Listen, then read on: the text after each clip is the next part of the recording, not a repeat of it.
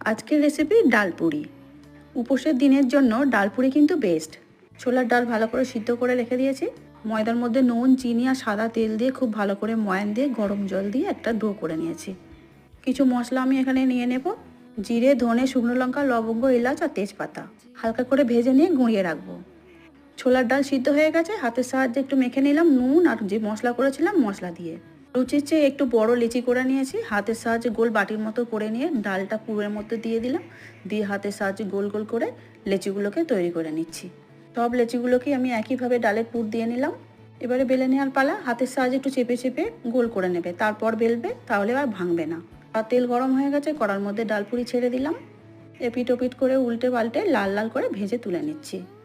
গ্যাসের জোরটা অবশ্যই কমিয়ে রাখবে। বাকি ডালপুরিগুলো সব ভেজে নিলাম। তৈরি হয়ে গেল আমাদের ডালপুরি। বানিয়ে নিলাম নিরামিষ ঘুগনিও। ভালো লাগলে সাবস্ক্রাইব করো। Thanks for watching.